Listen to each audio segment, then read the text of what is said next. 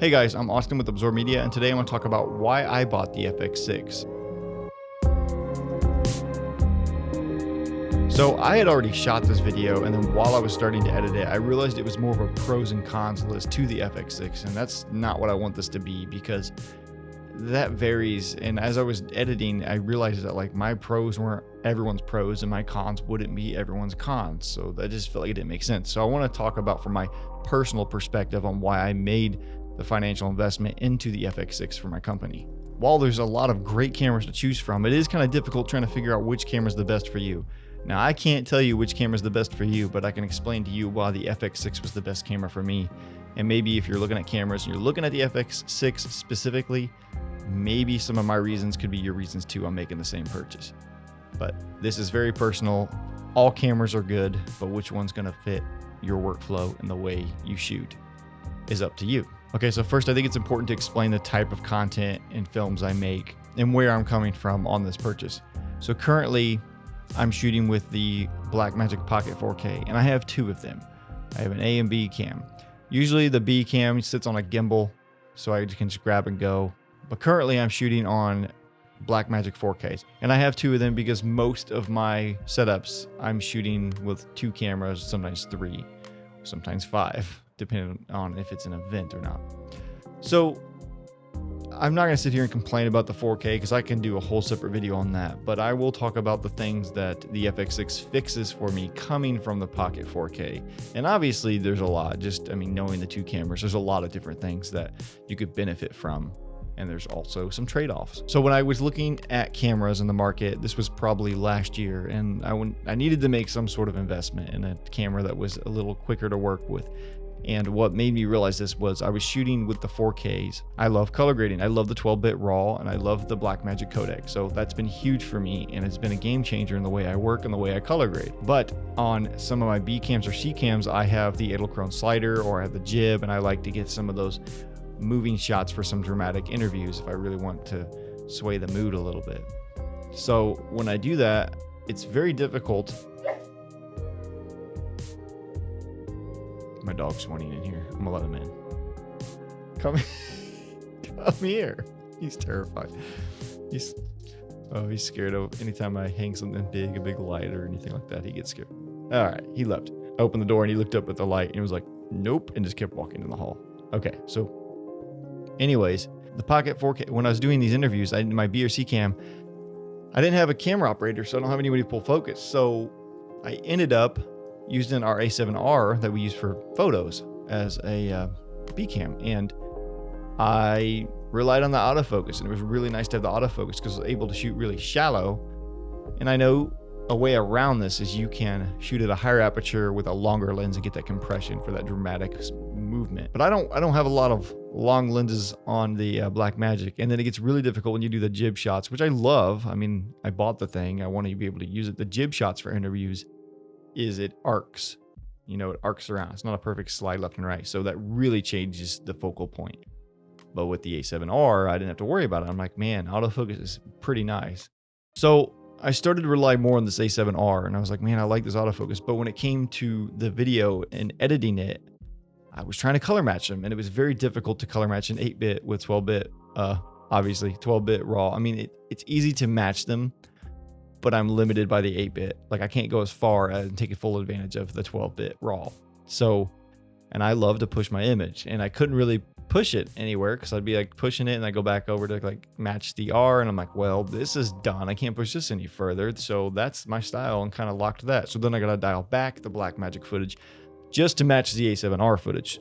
So that was annoying, just the trade-off for autofocus. Also, I started to really fall in love with the full frame look and see what people are talking about, where it's not, full frame isn't better by any means. I mean, full frame, it's all subjective. Full frame, I think, has an aesthetic that is different.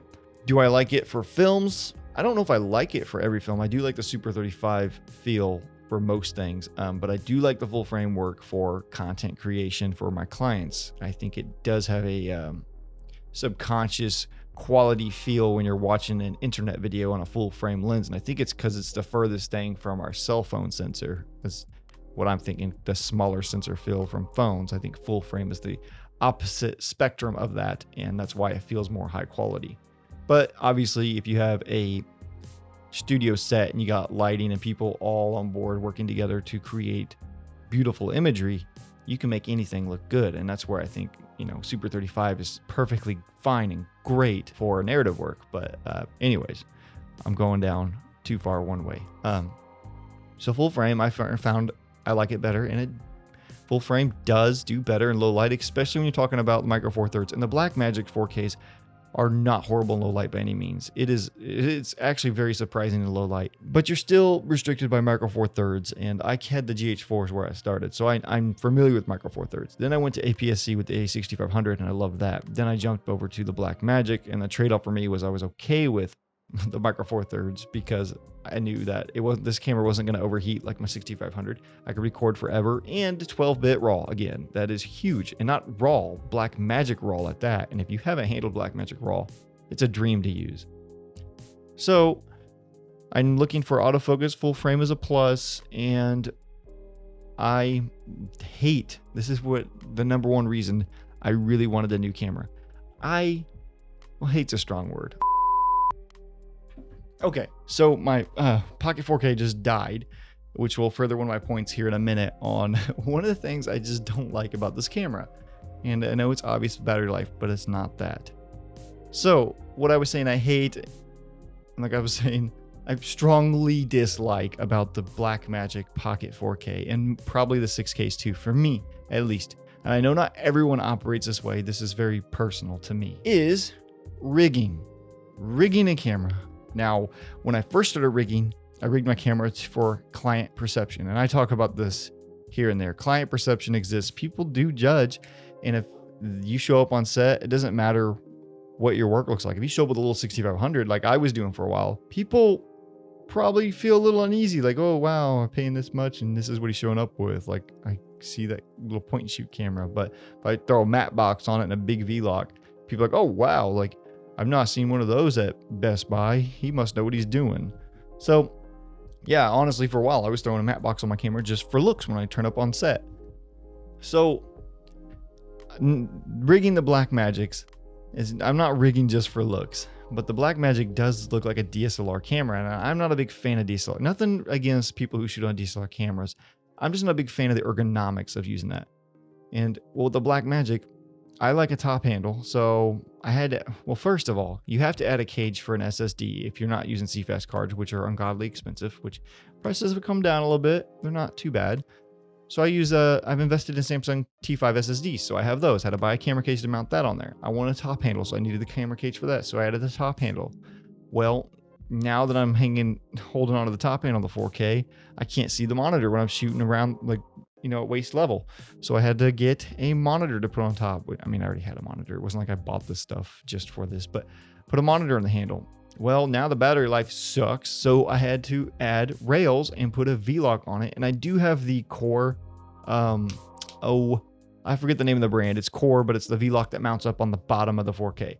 Now it's awesome. I love using that. But when I add my Sigma 18-35 or any other heavier lens, it's really front heavy and it's awkward with the top handle like I like to shoot. I like to hold the top and shoot, let gravity hold the camera down. When it's front heavy like that, it's just really awkward and it's really tough on your wrist because you're trying to like torque it back and keep a hand up under the lens, and then you're touching the lens and then it's hard to keep it steady. And yeah, and so I add the V-Lock most of the time to the back of the rails just to balance the rig out. Now I'm running around this really heavy rig on a small camera. And I know you don't have to shoot that way, and I know a lot of people who say the 4K should just be a B cam and should be shot the way that it is designed, it's just compact and small, which is what I want. So I bought a second 4K for my B cam that I never rig up. It usually lives on a gimbal, honestly, but it's my small handheld grab and go. If I need to just go out and shoot something small, or I need a B cam where I need to be quick, and I leave this one rigged up. So the type of work I do, I own a full service creative agency. So we're making tons of content all the time, consistently and quick. Things need to be done quick, turn around quick. And I need to be able to go from here one day to there the next day, different locations. So I need a camera that can keep up with that. But sometimes I get the jobs where I have all the time in the world to plan and there's more of a budget and I can take my time working on that. So it's kind of a mix of both worlds. When it comes to the perfect camera for me, it's tough. I mean, I'm looking for literally everything, but aren't we all? So I was actually looking at the red Komodo. I love that body design. Ergonomically, like I complained before, I love the body of the red Komodo. I love the cube style. So I obviously looked at Z cams, but I was looking at the Z cam, the full frame. I think it's, I forget the name. I didn't look at it very long, obviously. And then the Komodo, the red Komodo, because obviously you hear nothing but great things about red. But I've also heard it's overrated, but I don't know. In my area, no one's going to hire me for just having a red. People hire me for my work, not for the gear I own. I don't just hire out as a DP. The FX6 has always been on my list because our photography side, we have a lot of E-mount lenses. Like I said before, I invested in APS-C lenses when I had my 6500, and I do have some full frame that I used on it too. So I already have E-mount lenses to use, so it kind of made me sway toward the A7 III when I was looking at things, but then we're back to the ergonomics. I don't like that. So the FX6, when that came out, I mean, it caught my eye right away, and it's been on my list forever. Then the red Komodo, I was still looking at that, but the red Komodo, what swayed me over from the red Komodo to the FX6 was not only my lens mounts, because I do have some E-mounts that I use, or EF mounts, Canon mounts that I use on my Blackmagics with a speed booster, so I would have lenses for the Komodo right away. But it came down to autofocus. Autofocus really became super important to me, and I know the red Komodo does have autofocus, but I can only imagine how good it is stacked up to the FX6. So, and then you got the full frame with the FX6, and it just had all those hard buttons and knobs, like the audio gain knobs on the side. It's really exciting. XLR inputs on it, which I know is only on the handle, and that is a downfall to me. I had placed my order about 3 months ago on the FX6, and when I had ordered it, I was looking up other accessories, like what will I need? So like, media cards, which are expensive. I started thinking like, I can't even find accessories that I think I may need for the FX6. It kind of has it's an all-in-one. I don't really have to rig it. I don't need to. It has everything right there. I can grab and go whenever I need. And that was huge for me. The time I spend rigging the 4K up and making sure I have every little cable and every little piece, like what just happened to me in this video. I had the V-Lock on the camera. I forgot to plug the D-tap in. And the way I'm set up in my room too, that's another annoying thing. Like I had the V-Lock in, I put the D-tap in, and I was trying to plug it into the side of the camera. I'm like sitting there trying to finically force the cable in. But just little things like that, and all those little things add up over time. The time I spend packing and rigging and charging, making sure every piece is on my rig, and the shoots I've showed up to, it's happened more than it should, and I forget a USB-C cable to the hard drive on my cage, so then I got to shoot, Q5 or 12:1 on an SS or a SD card. Like that crap happens too often to not have to worry about those little things. I wanted a camera that is ready to rock whenever needed, and as long as it's charged, it's ready to go. That is what really came down to me. We need a new camera. The full frame, the autofocus is a bonus. It's a plus. The autofocus is huge for me, but the rigging and packing it, this stuff is so hard to pack, because then I had to pack the parts down, show up on set, build my rig, which I know it doesn't take that long, but when you do this day after day for a week straight, it gets old, breaking down and rebuilding, and then forgetting a cable or forgetting to charge it. There's just so much that go wrong. Once you start adding parts, things go wrong. You forget screws, or I forget my tool to tighten something on there. There's just that stuff I'm annoyed with. I'm not on set with a bunch of people. I don't have a camera assistant that is taking care of this stuff. So I need a camera that doesn't have these possible things that can go wrong. So the trade-offs with the FX6 and why I made this purchase. The trade-off for me, the only trade-off I can think of is the 10-bit, which, is a good thing. It's awesome. If it was 8-bit, I wouldn't have even looked at this camera. I'm done with 8-bit. So I'm coming from 12-bit RAW and then moving down to 10-bit X ABC I and L, which is in Sony's MXF wrapper, which I've heard only good things about this and that it should be okay. I did download some footage online and worked with it a little bit. I had no trouble with it, and it seemed to push the colors as far as I wanted. So maybe I won't notice 12-bit to 10-bit. but I don't know how much not shooting RAW is going to affect this. And I know you can shoot RAW in the FX6, but you do need an external recorder, but I'm not really looking into that right now. I will later, maybe for higher end projects I do, but right now I need something to keep up with all my client work, and work is getting very consistent, which is a good thing, and I'm blessed. But overall, I have a lot of projects going on right now, and I have a lot of client work, and I needed a camera that can keep up because my camera is starting to hold me back, and I knew this was the smartest decision for me right now. So I went ahead and made the purchase. Now my experience with my purchase so far is kind of annoying, but I expected it. Everyone is waiting on everything right now these days. So I ordered it 3 months ago from B&H. I was told I'd have it before October. Didn't happen. Here we are, October 21st. I was told they would have it the 15th and process and ship it that week. That doesn't happen. Now I just found out today I'm not going to get it till the end of November, which really sucks because I had a lot of projects I had already booked and planned expecting to have this camera by now, but I have not. So it is the 4Ks for a little bit longer. Now the 4Ks aren't going to go away. They will be my B and C cam, but my A cam will be the FX6 for now on. But the autofocus, ergonomics, I didn't even talk about all the details because I'm sure you already know. With built-in ND, the XLR on the handle, which I don't know if I'm going to use very often. I probably will for run and gun stuff if the mic is on the camera, so I'm not using one of these little Rode mics or anything like that. I can use my professional boom on my camera and not just the little 3.5 jack in there.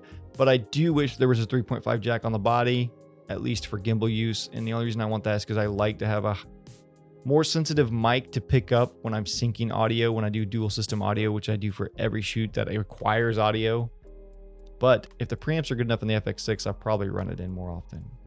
But yeah, those are the only complaints that I have knowing my purchase. I haven't got hands on yet, and I know that's different. But I'll do another video about an update video on how the FX6 has increased my workflow, if it has, or if it's hindered me in any way. But I really don't see that happening, seeing where I'm coming from. So S-Cinetone, autofocus, full frame, E-mount, internal NDs, ergonomics, XLR. Those are the main reasons I was looking for that camera. And I know the 4K has some of that, and there's ways to fix it. But I like that it's all built in on the camera.